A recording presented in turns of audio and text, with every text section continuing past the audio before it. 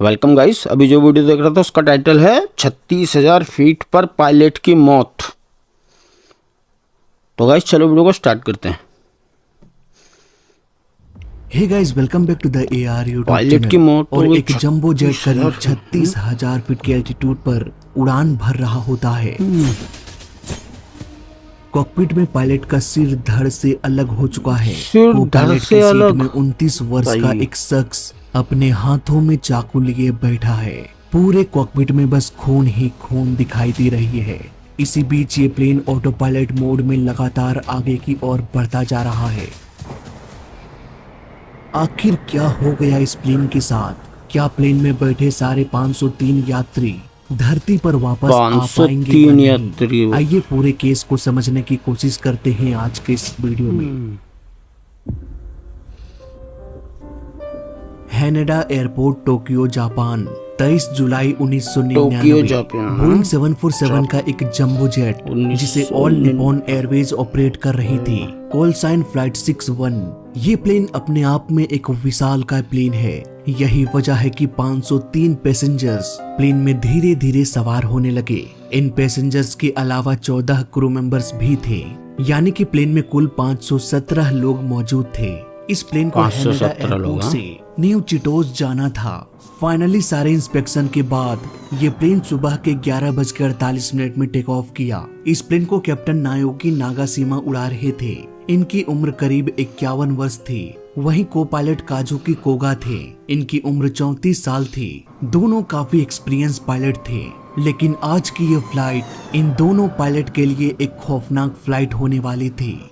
जुलाई के मौसम में आमतौर पर गर्मी काफी अधिक होती है। यही वजह है कि फ्लाइट के सारे पैसेंजर्स ने हल्के कपड़े पहन रखे थे, लेकिन इन सब के बीच इकोनॉमी क्लास में 29 साल का एक शख्स यूजी निजावा थे, जिसने गर्मी के मौसम में भी ठंड के कपड़े पहन रखा था। ठंड इस के शख्स कपड़े भी काफी गंदा था। आसपास के सीटों में बैठे लोग उसे देखकर काफी डाउट कर रहे थे कि आखिर ये किस तरह का इंसान है, लेकिन सारे लोग शांत रहे और ये प्लेन अपने डेस्टिनेशन की ओर बढ़ता रहा।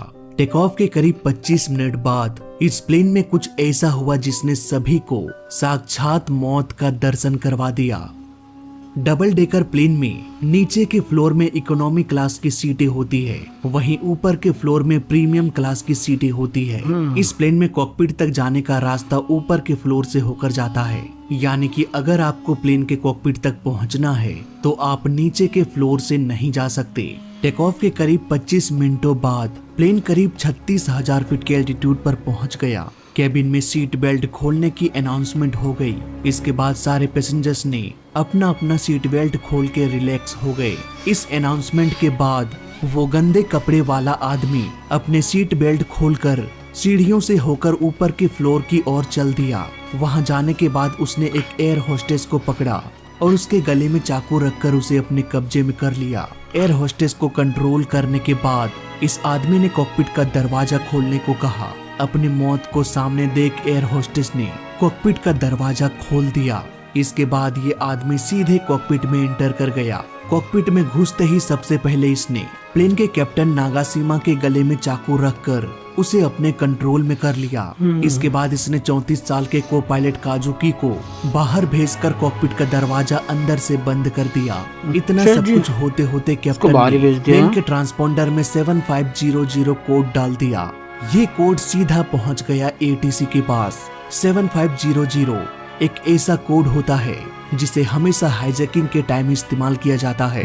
अगर ये कोड ATC को मिलता है तो मतलब साफ है कि प्लेन हाईजैक हो चुका है। दरवाजा बंद करने के बाद निशिजावा कैप्टन से कहता है कि इस प्लेन को जापान में मौजूद अमेरिकी सेना के एयरबेस की तरफ ले चलो। मे भी यहाँ पर कैप्टन को लग रहा होगा कि अगर इसकी बात मानी जाए तो पता नहीं ये प्लेन को कहाँ क्रैश करवा देगा, और इतना बड़ा प्लेन अगर किसी सिटी में गिरेगा तो बहुत बड़ी तबाही मच सकती है, हजारों की भी जान जा सकती है। इसलिए कैप्टन ने ऐसा करने से मना कर दिया। पायलट के मना करने के बाद भी ये शख्स लगातार फोर्स करने की कोशिश करता रहा कि इसे ले चलो। उस शख्स ने कैप्टन के गले पर चाकू रखकर उसे जान से मारने की धमकी भी दी, लेकिन इन सब का प्लेन के कैप्टन पर कोई भी असर नहीं हुआ। शायद कैप्टन को लग रहा होगा कि कुछ भी हो ये हाईजैकर मुझे नहीं मारेगा, क्योंकि अगर मुझे मार दिया तो ये प्लेन को उड़ाएगा कौन, ये तो क्रैश हो जाएगा और इस क्रैश में इसकी भी जान चली जाएगी, इसलिए ये मुझे नहीं मार सकता। हालांकि अगले कुछ मिनटों में कैप्टन का ये अंदाजा उसकी जान पर भारी पड़ने वाला था। बार बार कहने के बाद भी जब कैप्टन ने प्लेन को अमेरिकी सेना के एयरबेस की तरफ नहीं मोड़ा, तब गुस्से में आकर उस शख्स ने कैप्टन के गले पर चाकू रखा और पूरी ताकत से घुमा दिया। कैप्टन का गला अब कट चुका था, जिसकी वजह से वो चिल्ला भी नहीं पाए। कुछ ही पलों में कैप्टन की मौत हो गई। प्लेन अब भी ऑटो पायलट मोड पर उड़ान भर रहा था, इसलिए बाहर खड़े को पायलट और बाकी यात्रियों को इस बात का एहसास भी नहीं था कि जिस कैप्टन के भरोसे वो प्लेन को छोड़ चुके हैं, वो असल में दुनिया छोड़कर ही जा चुके हैं। कैप्टन के मौत के बाद हाईजैकर खुद को पायलट के सीट में बैठ गया और प्लेन को कंट्रोल करने की कोशिश करने लगा। खुद बैठ गया चलाना। तो बाद ये प्लेन एक टर्बुलेंस में फंस गया। इसके बाद ये प्लेन झटके खाना शुरू होने लगा। ये सब देखकर को पायलट में बैठा हुआ वो शख्स प्लेन को कंट्रोल करने के लिए कॉकपिट के सारे कंट्रोल्स को बिना कुछ सोचे समझे इधर उधर घुमाने लगा। हाईजैकर की इस हरकत की वजह से प्लेन का नोज नीचे की ओर झुक गया और प्लेन तेजी से अपना एल्टीट्यूड खोने लगा। इतना सब कुछ होने के बाद बाहर खड़े को पायलट को ये समझ में आ गया कि कॉकपिट में कुछ तो गड़बड़ी हो चुकी है। सिचुएशन को समझने के बाद को पायलट ने प्लेन में बैठे पैसेंजर्स से मदद मांगी। प्लेन में बैठे जितने भी अच्छी बॉडी वाले पैसेंजर्स थे, उन सबको अपने पास बुलाया गया और उन्हें सारे सिचुएशन को समझाया। इसके बाद सब मिलकर कॉकपिट के अंदर जाने का डिसीजन लिया। अब तक भी प्लेन लगातार अपनी एल्टीट्यूड को खोता जा रहा था। प्लेन में 503 पैसेंजर्स में से 14 बच्चे भी थे। ये बच्चे सिचुएशन को देखकर काफी डर गए और जोर जोर से रोने लगे। एयर होस्टेस ने सारे बच्चों को शांत किया। उधर को पायलट कॉकपिट का दरवाजा खोलने की कोशिश करने लगे, लेकिन कॉकपिट के दरवाजे को तो अंदर से बंद कर दिया गया था। सारे लोग मिलकर इस दरवाजे के लॉक को ही तोड़ दिया। इसके बाद जैसे ही ये लोग कॉकपिट में दाखिल हुए, उन्हें जो नजारा दिखाई दिया वो रूह कपा देने वाली थी।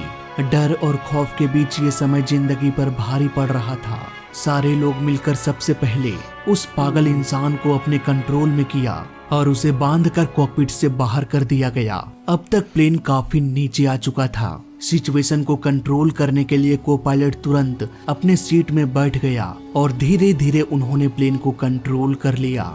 इसके बाद को पायलट ने तुरंत एटीसी को रेडियो कॉल के जरिए सारी बात बताई और कहा कि हम वापस हैनेडा एयरपोर्ट में इमरजेंसी लैंडिंग करने के लिए आ रहे हैं। सिचुएशन को समझते हुए एटीसी ने तुरंत इमरजेंसी लैंडिंग की परमिशन दे दिया। एयरपोर्ट में इमरजेंसी डिक्लेयर कर दिया गया। किसी भी तरह के अनहोनी से बचने के लिए फायर सर्विस, एम्बुलेंस की गाड़ियां रनवे के दोनों तरफ खड़ी कर दी गई। रनवे को खाली कर दिया गया।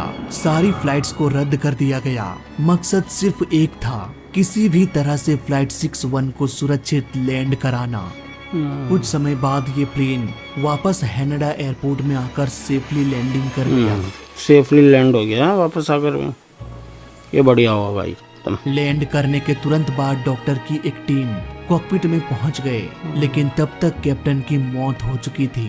वहीं जापान की पुलिस ने उस शख्स को अपने कब्जे में ले लिया और इन्वेस्टिगेशन शुरू कर दी। जापान पुलिस को यूजी निशिजावा से कई सारे सवालों का जवाब चाहिए था। आखिर एयरपोर्ट में इतनी सिक्योरिटी होने के बाद भी कैसे ये शख्स इतना बड़ा चाकू कैसे लेकर गया भाई? आखिर एयरपोर्ट के लगेज को चेक करने वाली एक्सरे मशीन इस चाकू को डिटेक्ट क्यों नहीं कर पाया? और इस तरह के काम को अंजाम देने के पीछे इस शख्स का आखिर मकसद क्या था? ऐसे ही कई सारे अनसुलझे सवालों का जवाब अभी पता लगाना बाकी था। इन्वेस्टिगेशन के दौरान जब निशिजावा से पूछा गया तो उसके जवाब ने कमरे में मौजूद हर पुलिस को हैरान कर दिया। दरअसल 1999 के दौर में एयरपोर्ट और प्लेन की सिक्योरिटी पर आज के जितना ध्यान नहीं दिया जाता था। 29 साल का ये शख्स निश्जावा जापान के लोकल फ्लाइट्स निश्जावा नाम में था काफी उसका। ट्रेवल किया करता था। इसी दौरान उसने एयरपोर्ट के सिक्योरिटी सिस्टम में एक फ्लॉ को नोटिस किया। यहाँ पर लोगों के लगेज को तो एक्सरे मशीन से तलाशी ली जाती थी, लेकिन पैसेंजर्स के पास जो हैंडबैग होता था उसे बिना किसी चेकिंग के ही क्लियरेंस दे दी जाती थी। अच्छा जी, ये सब छोटा देखने के हैंडबैग बाद है। निश्जावा ने जापान पुलिस, एयरपोर्ट अथॉरिटी और एविएशन डिपार्टमेंट में भी इस फ्लॉ के बारे में जानकारी देते हुए कहा कि जल्दी से इसे फिक्स कर लो, लेकिन उसके बाद भी ये लापरवाही चलता रहा। एयरपोर्ट की सिक्योरिटी अच्छा सिस्टम जी। जस के तस बनी रही। काफी कोशिशों के बाद भी जब कोई सुधार ना मिला तो निश्जावा के दिमाग में एक खूंखार प्लान आया। यहाँ पर उसने एक प्लेन को अपहरण करने का प्लान बनाया। उसने तो लोकल भाई, फ्लाइट्स की बताओ। बहुत सारी टिकटें ले ली और उन सभी फ्लाइट्स में वो अपने साथ एक हैंडबैग ले जाता। इस हैंडबैग में उसने तेज धार वाला चाकू रख दिया। उसके प्लान के अनुसार सब कुछ अच्छे से चल रहा था। उसके लगेज को तो चेक किया जाता, लेकिन उसके हैंडबैग को, जिसमें कि चाकू रखा हुआ हैंडबैग है, चेक नहीं उसे करते बिना हैं। किसी चेकिंग के प्लेन के अंदर ले जाने की अनुमति मिल जाती। जब उसने देखा कि मैं आराम से चाकू ले जा सकता हूँ, तब उसने हादसे को अंजाम देने का प्लान बनाया। हादसे के एक दिन पहले यानी कि 22 जुलाई 1999 की तारीख में उसने बहुत सारे लोकल फ्लाइट्स का टिकट ले लिया ताकि एक फ्लाइट अगर मिस हो जाए तो वो दूसरे फ्लाइट को पकड़ ले। लेकिन इसी दौरान उसके माता पिता उसके हैंडबैग में मौजूद सारे टिकट्स को देख लिया। इवन उन्होंने तो ये भी नोटिस कर लिया कि ये अपने हैंडबैग में चाकू छिपा के ले जा रहा है। इसलिए उसके चाकू माता पिता छिपा ने के। उसे फ्लाइट में जाने से रोक दिया। लेकिन ये शख्स कहाँ रुकने वाला था, अगले दिन का टिकट ले लिया। इसके बाद वो फ्लाइट 61 में हैंडबैग में भरे चाकू के साथ इंटर कर गया और इस तरह से इस चाकू की मदद से उसने पूरे हादसे को अंजाम दे दिया।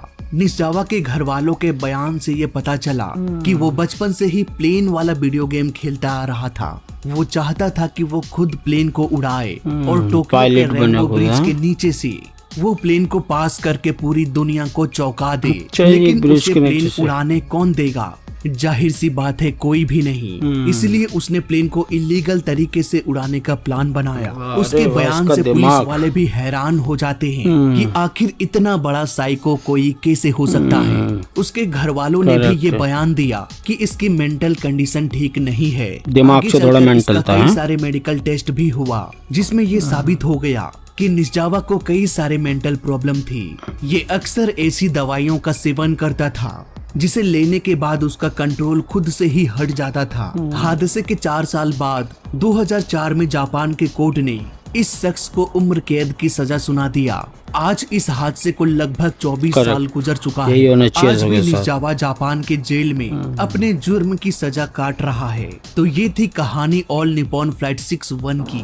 वीडियो अच्छा लगा तो लाइक कर देना, बुरा लगा तो डिसलाइक कर देना। वीडियो अच्छा लगा और लाइक दोनों कर ही देना, केस में चैनल को सब्सक्राइब करके कर बेल देना, आइकन क्योंकि प्रेस इस चैनल में कर देना। सीखने के लिए बहुत कुछ है। तो मैं मिलता हूँ आपसे मतलब अगली वीडियो देख लो, में। तब तक के एक लिए दिन देखते उसके रहिए, माँ बाप सीखते ने रहिए। देख लिया उसको जय बैग में हिंद, चाकू ले जा रहा, वंदे टिकट भी देख ली, चाकू भी देख लिया, उसको रोक लिया। नेक्स्ट डे फिर गया वो, फिर से चाकू लेके चला गया। उस बार घर वालों ने देखा नहीं होगा शायद, इस बार वो पहुंच ही गया। बताओ, सिर्फ सिक्योरिटी जो उनकी जो ठीक से नहीं कर रहे थे उसकी वजह से।